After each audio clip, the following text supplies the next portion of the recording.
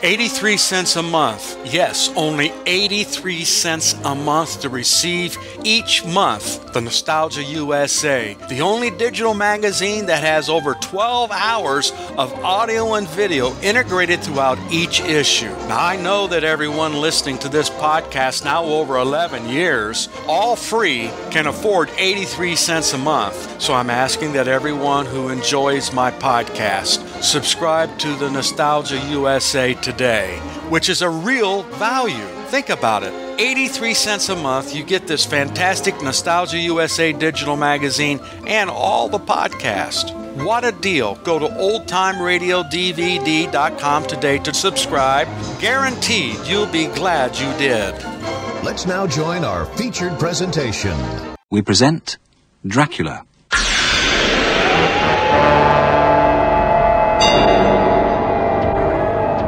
As Van Helsing and John Seward struggle to save Lucy's life from the mysterious illness which assails her, at Seward's asylum, Renfield's behavior becomes even stranger. Dracula.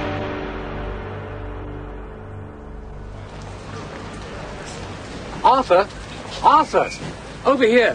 I have a cab waiting. Hurry! Is your man here? He is here. And he is afraid. I saw it in his eyes. I've never seen it before. Oh, Lucy. In the best of hands. Get in. Quick as you can. Right, Governor. John? Sir, my lord, is it how I should address you, sir? Not yet, Doctor. Now, my Lucy? You love her? Tell me she will live. She is very ill. We have no time for politenesses now. Come. I tell you, this is dreadful. There is no time to be lost. She will die for her want of blood to keep her heart's action. She has lost so much. There must be a transfusion. So. You will give her blood? You will give her blood, Sir Arthur. John, you may assist me. Of course. Come along. Oh, God! So pale. Like... Alabaster, yes. She is on the edge, dear friend. Come. You are to help her. Your courage is the best help. I would give my life for her, sir. The last drop of blood in my body for her. I think, my young sir, I do not ask as much as that. Not the last. Tell me what I must do. You will have a vein opened, and she too, and we will pass the blood of one to the other. It is her only chance. Harry, share your coat. Oh, kiss her once if you must, and then let John the scalpel and the... Of course, please. Good. See.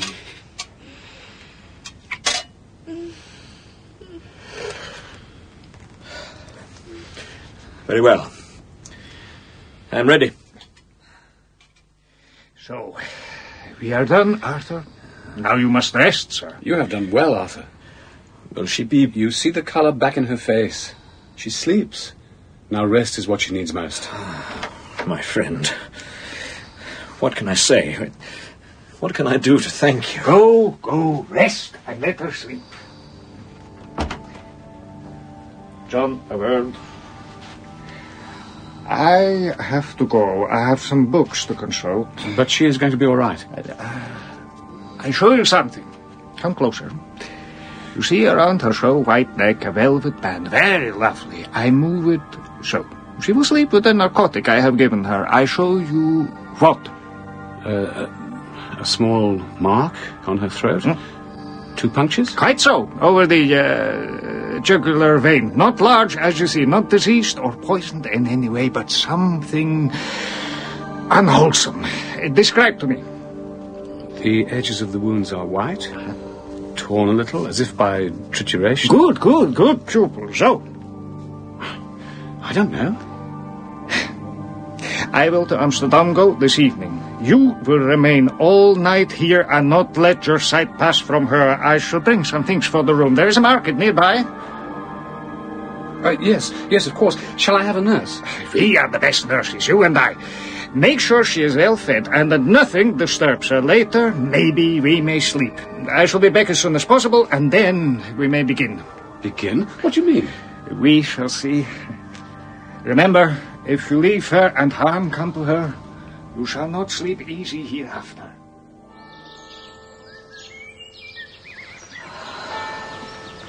Oh, my arm. My arm is... Gently now, Lucy. It is bandaged. Bandaged, that's all. I feel awake for the first time for months. Where is Professor Van Helsing? He has gone back to Amsterdam. Oh, excuse me. He will return very soon, he said. Oh, that smell. What is it? Oh, I believe there's some joke here. There's garlic round my bed and garlic flowers. Horrid smell. You must not move them. On your life, Lucy. He said there is a virtue in these common flowers. Wear them as a protection, he said. A protection from what? I don't know. I only know he begged me to ensure that you kept them here, close, and that you did not open the windows. He insisted that I warn you not to open the windows which he has rubbed with garlic, nor to remove the flowers, even if the room becomes very close.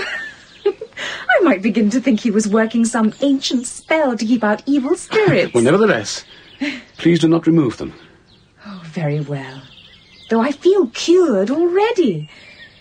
And you poor man, have you been watching me all night? I am told to watch you until he returns. I have my orders. This is silly, John. I shall be better now, you shall see. You must eat. And you must sleep. I have already told your mother that I shall be staying another evening at least. But today, I must go back to the country. I have some reports to write. Please, John, rest. No, I may not. I will tell your mother that you would like breakfast, and I shall return this afternoon. Dear John, thank you. I shall write to Mina and tell her what good friends I am blessed with. I'll go and have a little talk with him. Wait outside, will you, just to be sure? Right you are, sir. Mr. Renfield, and how are you feeling this afternoon? You've been burning the candle at both ends, sir. You look tired out. I am tired, very. I've always been of the opinion that tiredness in a doctor is a dangerous thing, both for himself and for his patients. I had urgent business to attend to. May I beg a favour of you, Dr. Stewart? Certainly. Whatever happens, sir, please don't let them put me in a straitjacket, sir. Please. Sometimes for your own good. I'm trying to control myself, Doctor. I have to control. My master says I must. Your master? Oh, not for your understanding, sir. My master is close by. He will free me. He promised me. I see. No, I think not. You think this is Renfield being mad again, hearing voices, crazed. I assure you it is not so. I assure you. Promise me I shall not be in the jacket. Promise me. I cannot promise. Help me! He's got a knife! Damn you, sir! Damn! Get off me! Get off! Get him off! In the corner! Kill him! Mind the knife! Hold it! You're cut, sir. More blood than pain. What's he doing on the floor? Oh, God! He's licking up the spots of blood. Oh, God, no. You're lucky to be alive, John. Oh, no, I was to blame. He was so calm, so gentle. I really felt I was talking to a perfectly normal person, and then suddenly he was at me like a demon. John, can we please let the smell of this garlic out of the room? Open the window for a moment or two, please. The smell is so strong. No, I dare not. Forgive me. My professor would be furious. So, time to sleep, Lucy. I shall sit here, and tomorrow Van Helsing will be back, and then I may get an hour's sleep myself, perhaps. You need to rest, at least. There's a room off this one. You can surely lie on the sofa there and be near enough to satisfy your old teacher. No, Van Helsing insisted. I know nothing would induce you to sleep while there's a patient on the horizon. I shall call out if I need anything. I shall not rest easy if you insist on sitting in my room. Please. Very well. I admit I am exhausted. It is nearly 3 days since I slept.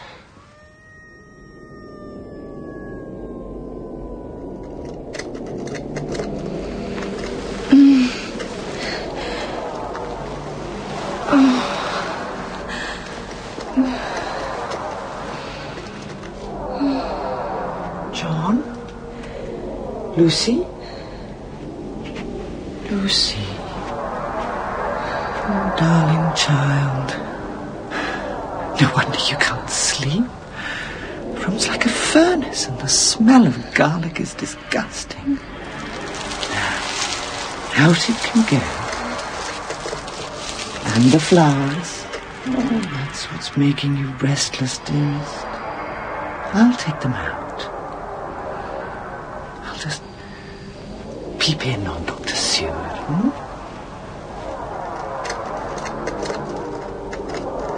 Poor, worn-out man. I'll open the window. Let some air in. Let them sleep.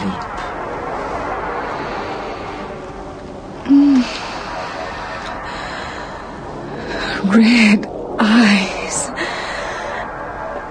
I see red eyes. Sleep now, darling.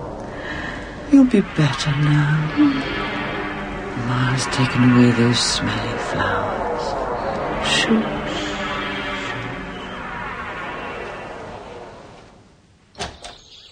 Yes, sir? Good morning. Announce from Helsing, if you please, my dear child. Yes, sir. No need. Please come in, sir. Come in and hear our good news. My dear Mrs. Westenra, you two are looking less tired. Because your patient is sleeping like a babe. I didn't go in case I disturbed. Ah, so?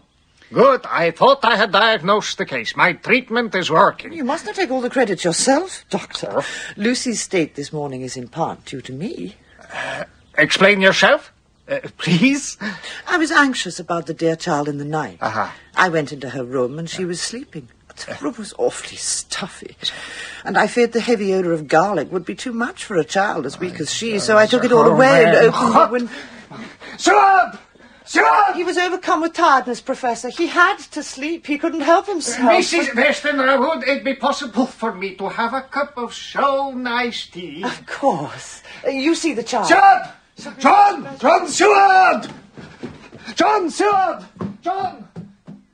Seward! Seward! John! I'm sorry. I couldn't help sleeping, sir. No. 3 nights is too long. So, what is to be done? Oh, what? Oh, look at the child. What have we done to be so... This is a pagan thing, John. The poor mother doing what she knew nothing of. We must not tell her what she has done, or it will kill her for sure. Now, how are the powers of the devils come against us? Act. We must act. Devils or no devils, we fight him. We must fight them all the same. You will give your blood. I am too old. My blood is too thin to be of use. Now, hurry.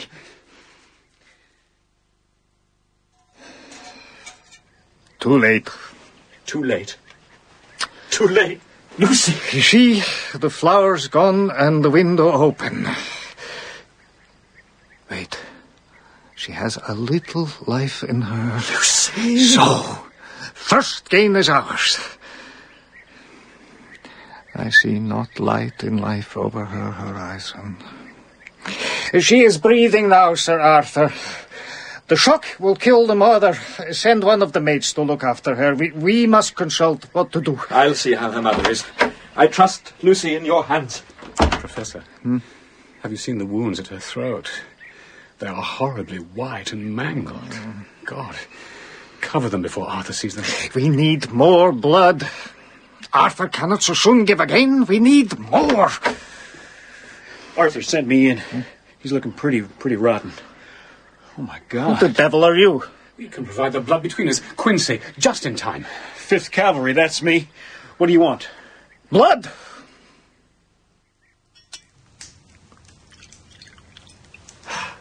John.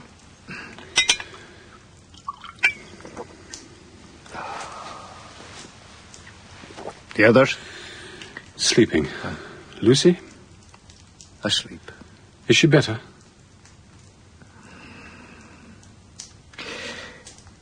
You must know something, my friend. We have lost her. Come. I show you something I hope never to see in my life. She is sleeping now. I have replaced the garlic and the flowers. Too late. How beautiful she looks. You think? Yet her face is right. And see, the mouth open. Her teeth, my friend. Look at her teeth. Why? What is it, man? See the gums. Very pale. And the teeth themselves seem... Pointed? Longer? It's a trick of the light. Nothing. Do not open the window, my friend, please. What on earth? Oh, it's a huge bat. See, it's away now, over against the trees. Yes, I see. I beg you, do not take your eye off your charge. Wait. Oh, my God. What is it? Light. I want light.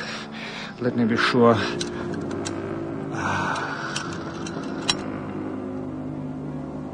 Look, my boy.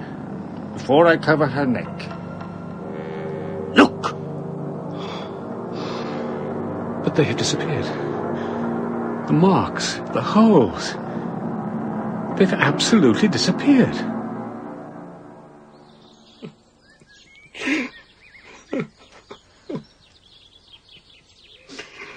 If I say it is best, you will not understand me. But I tell you, it will not be long now. It will be much difference, mark me, whether she dies conscious or in her last sleep. Lucy! Dear Lord, please help her to live and to be loved. Please save her. Please, God. Come, my dear old fellow, all your fortitude. It will be easiest for her. How can you say that, mister? Easy to lose a love? Better than what would be left, sir. Dear Arthur. My love. Come along, old chap, and leave them. Oh, never. On my life, never. Arthur, not yet. Don't kiss yet. Hold her hand. It will comfort her more. Arthur. Oh, my love. I'm so glad you've come. Kiss me. Kiss me. Hold me and kiss. Lucy, my dearest. Never. Not for your life. Not for your living soul and hers. No. Kiss me. He shall not. He shall not. Please. Oh, No, sir. No.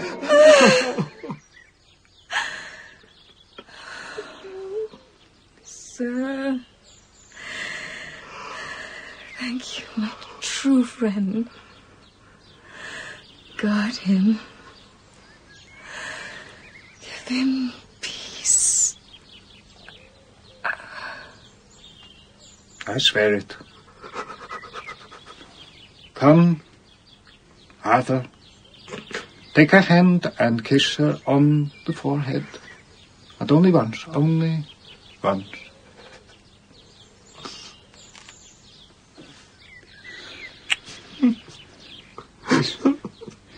We thought her dying whilst she slept,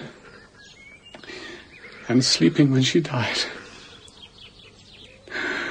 Oh, well, poor girl. There is peace for her at last. It is the end. Not so, alas. It is only the beginning.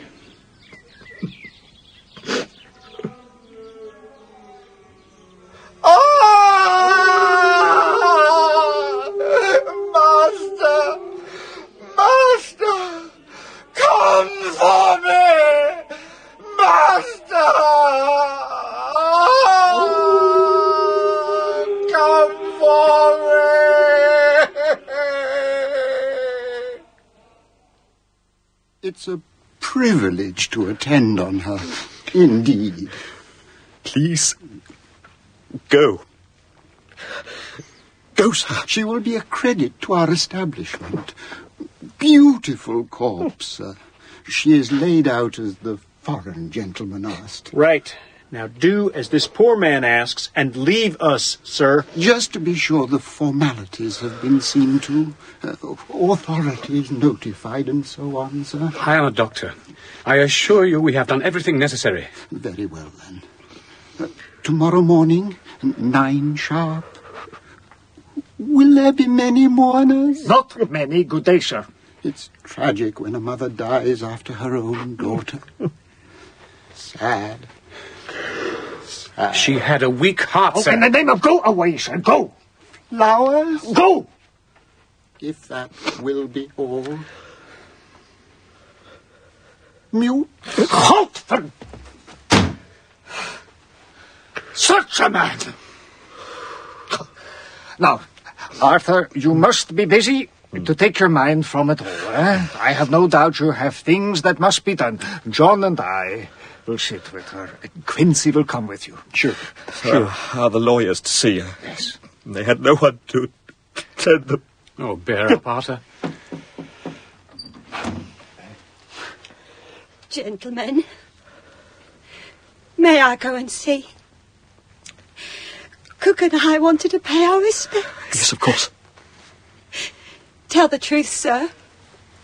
Some of the neighbours have already been. They were well liked. I don't know what's to become of Cook and me. You shall get good references, be sure of that. Oh, thank you, sir. Thank you, I'm sure. You're right, Helsinger. I shall busy myself. Gentlemen. Quincy, I'm right here. Now, what are you hiding from me? Hiding? Hiding from my such best pupil? Never. You're not telling me everything. I have been through all her papers. Do you know she wrote a letter last night, an account of what occurred? I failed her, it seems. Oh, no.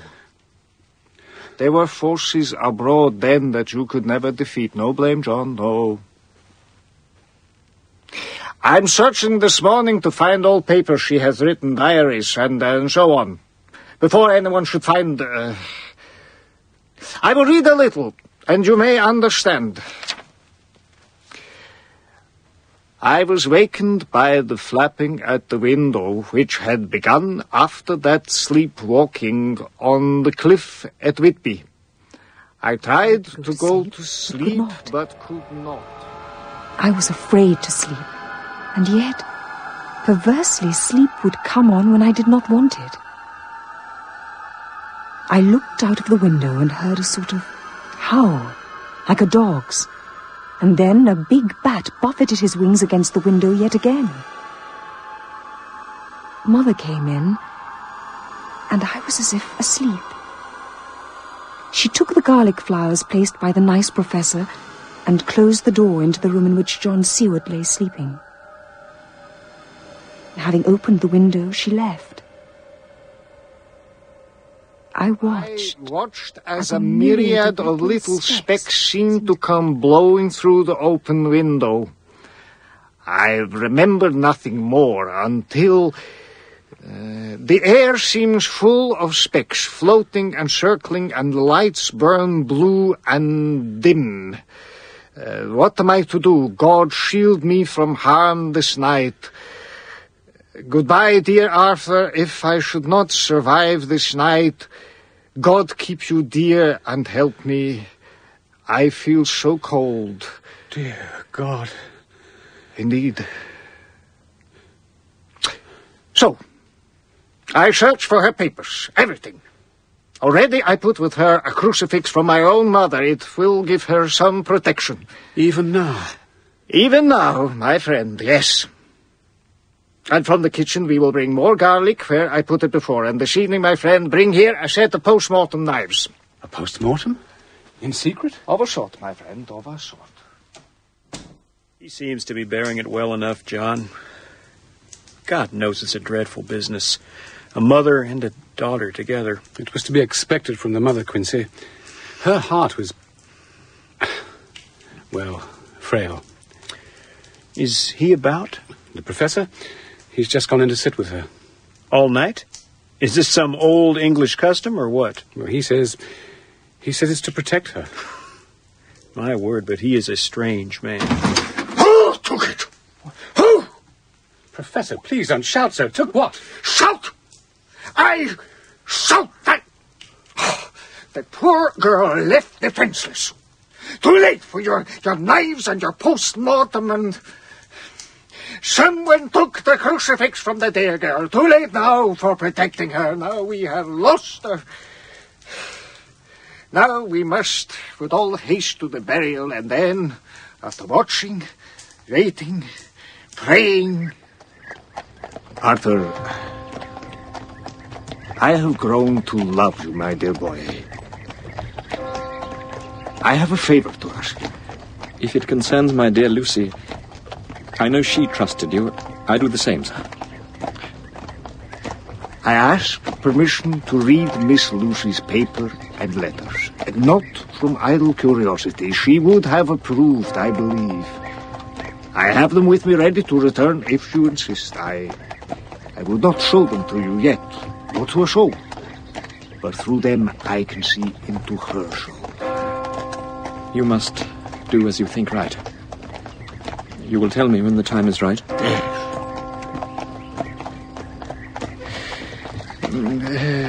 This Miss Murray, I would like, if possible, to have words with her. You can find her, this Miss Mina? I will try. We arrive. It will soon be done, for the moment. I think, sir, if you would be kind enough to give me your arm, I feel... Of course. What did you mean, for the moment? Nothing.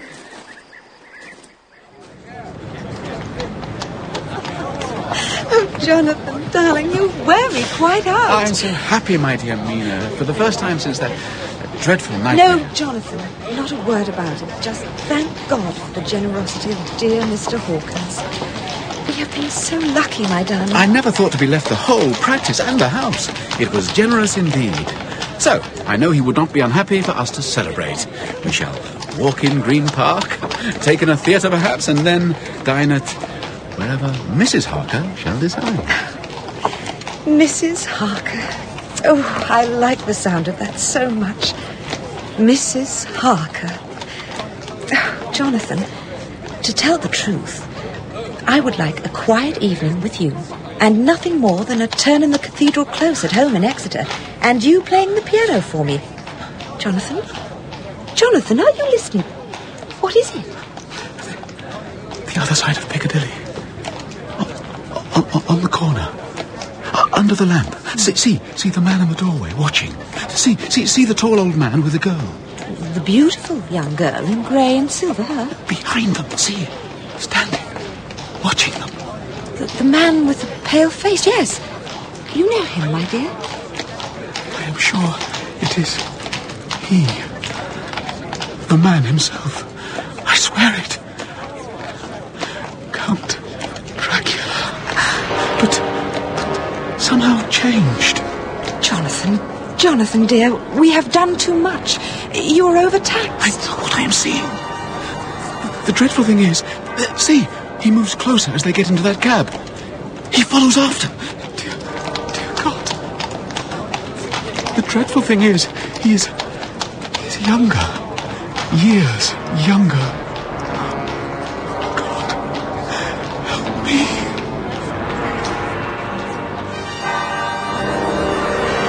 In episode 4 of Dracula by Bram Stoker, dramatised for radio by Nick McCarty, the cast was as follows.